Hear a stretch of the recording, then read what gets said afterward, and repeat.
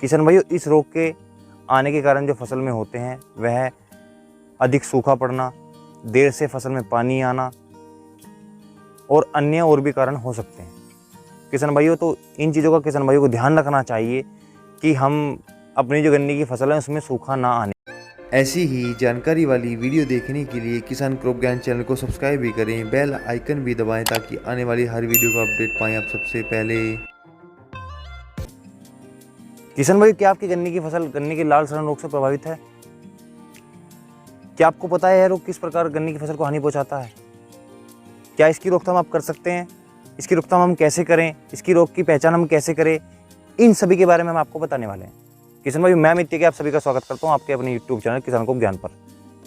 किसान भाइयों, आज हम जो बात करेंगे गन्ने के सबसे भयंकर रोग लाल सड़न रोग।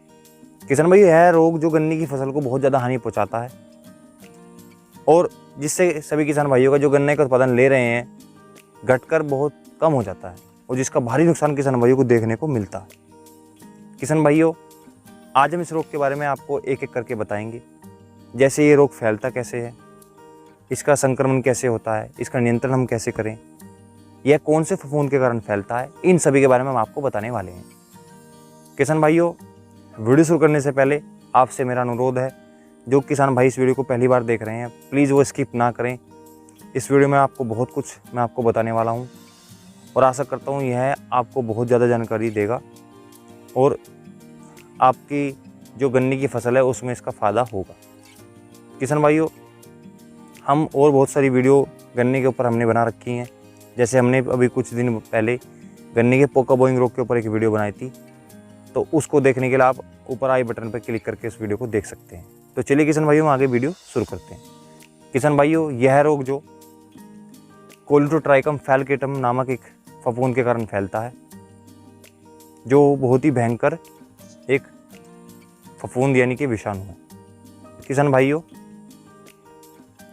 इसके संक्रमण से जब ये गन्ने की फसल में इसका संक्रमण हो जाता है तो बहुत ज़्यादा नुकसान इसके देखने को फसल में मिलते हैं। हम किसान भाइयों बात कर लेते हैं इसकी लक्षण की। इसके लक्षण जो पौधा होता है उसके पर कैसे दिखते हैं। किसान भाइयों, इसके लक्षण सबसे पहले हम बात करते हैं पत्तियों पर। किसान भाइयों, जो गोब की ऊपर से तीसरी या चौथी पत्तियां हैं वह पत्तियां एक या दोनों तरफ से पीली पड़ना शुरू हो जाती है। उसके बाद जो पत्ती की बीच वाली सिरा है, मध्य सिरा, उस पर भी एक लाल धारी बनना शुरू हो जाती है। अगर प्रकोप ज़्यादा हो रहा है तो इसके साथ साथ जो गन्ना है, गन्ने पर भी सफ़ेद सफ़ेद धारियाँ लंबी लंबवत बनना शुरू हो जाती हैं। अगर आप गन्ने को चीर कर देखते हो तो बीच में बिल्कुल गन्ना अंदर से ऐसे खोल के देखोगे तो बिल्कुल आपको लाल मिलेगा और अगर हम इसको सूंघते हैं तो इसमें एक एल्कोहल यानी कि शराब जैसी बदबू आती है और अधिक प्रकोप होने के कारण पूरा का पूरा पौधा सूख जाता है। तो किसान भाइयों, ये लक्षण अगर आपको दिख रहे हैं आपकी फसल में तो निश्चित रूप से आपकी फसल में ये लाल सड़न रोग, जिसको रेड रूट बोलते हैं, आ चुका है। अब किसान भाइयों बात करते हैं इसके बचाव। इसके बचाव कैसे हम करके इस रोग से बच सकते हैं। तो किसान भाइयों, सबसे पहले बात करते हैं, क्योंकि यह रोग जो संक्रमित बीज के द्वारा फैलता है तो पहले हम बीज के बारे में बात कर लेते हैं, बाकी उसके बाद हम आपको बताएंगे। तो जो किसान भाई गन्ने की फसल लेना चाहते हैं वह रोगरोधी बीज का प्रयोग करें। जो बीज हम प्रयोग कर रहे हैं वह रोगरोधी होना चाहिए, या यूँ कहें वह जो प्रजाति है वह रोगरोधी होनी चाहिए।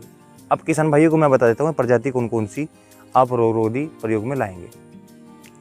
जो किसान भाई गन्ने की फसल ले रहे हैं उनको कोजा 710, को 79, को 71, को 70, कोजा 1135, कोजा 1048 और अन्य ऐसी बहुत सी वैरायटी हैं, प्रजातियां हैं जिसका प्रयोग आप इस रोग के बचाव से कर सकते हो। किसान भाई, जो हम नर्सरी तैयार कर रहे हैं वो बिल्कुल अच्छी नर्सरी होनी चाहिए, इस रोग से प्रभावित नहीं होनी चाहिए। और किसान भाइयों, बुआई से पहले जो हम बीज प्रयोग कर रहे हैं, सेट्स प्रयोग कर रहे हैं, उसको आप कार्बनडाजिम 0.2% का घोल, एसिटिक एसिड 0.2% या बावास्टीन 0.2% का घोल बनाकर इस बीज को 2 से 3 घंटे के लिए उसको डुबो देना चाहिए, उसके बाद इसका बीज का प्रयोग आप करें। इसके साथ साथ अगर ये संभव नहीं है तो आपको 54 डिग्री सेल्सियस पर इन बीजों का ऊष्मोपचार करना है। तो आप इसका ऊष्मोपचार करके भी इस रोग से बच सकते हो। इसके साथ साथ किसान भाइयों, जो आप गन्ने की फसल ले रहे हो उसकी पेड़ी आपको बिल्कुल नहीं लेनी चाहिए, क्योंकि यह रोग अगर फैलता है तो बहुत तीव्र गति से फैलता है। तो हो सके अगर ये आपका रोग गन्ने के पौधे में आ रहा है जो आप पहली साल ले रहे हो, तो जो पौधे हैं उनको उखाड़ कर आप नष्ट कर देना चाहिए। आप जो पौधे इससे ग्रसित हैं उन पौधों को निकाल कर नष्ट कर देना चाहिए। जो फसल में खरपतवारें उगी हुई हैं उनको भी उखाड़ कर नष्ट कर देना चाहिए। और जो खेत की मेड़ है उसको अच्छी तरीके से मिट्टी से बांध कर रखना चाहिए ताकि सिंचाई का पानी दूसरे खेत में ना जा सके। इसके साथ साथ किसान भाइयों, आपको फसल चक्र अपनाना चाहिए। फसल चक्र में आप इसके साथ में मटर ले सकते हैं, आप इसके साथ में आप धनिया ले सकते हैं। ऐसा माना जाता है अगर किसान भाई गन्ने के साथ में धनिया की फसल ले रहे हैं तो यह रोग बहुत कम आता है।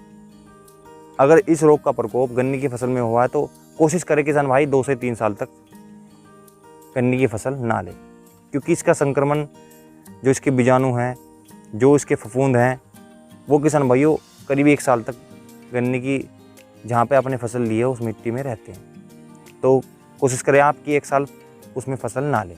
किसान भाइयों, अगर यह रोग गन्ने की पौध में आ गया, जिसे हम प्रथम वर्ष हम गन्ने की फसल लेते हैं, तो उस समय आपको जो मैनकोजेब है, ये कार्बनडाजिम एक दवाई है जो फफूंदनाशक है, इसका प्रयोग आप गन्ने की खड़ी फसल में छिड़काव के माध्यम से कर सकते हैं। लेकिन किसान भाइयों, मैं आपको बताना चाहता हूँ कि इसका एकमात्र बचाव सिर्फ रोगरोधी किस्में हैं। तो जो बीज हम प्रयोग करें वो रोगरोधी होना चाहिए। किसान भाइयों, इस वीडियो के माध्यम से हमने आपको बता दिया कि कैसे हम इस रोग की पहचान कर सकते हैं, इसके लक्षण, पौधा जो है गन्ने का उस पर क्या हो सकते हैं, इसकी रोकथाम हम कैसे कर सकते हैं, इन सभी के बारे में हमने आपको बता दिया। किसान भाइयों, आपसे अनुरोध है, अगर वीडियो आपको पसंद आई हो तो वीडियो को लाइक कर दीजिए, साथ में हमारे चैनल को सब्सक्राइब करके बेल घंटी को जरूर दबाएं, ताकि जो हम और वीडियो आपके लिए अपने चैनल पर अपलोड करते हैं उसका नोटिफिकेशन आपको जा सके। किसान भाइयों, आपसे आज्ञा लेते हैं, फिर मिलते हैं एक नई वीडियो में। तब तक के लिए जय जवान जय किसान।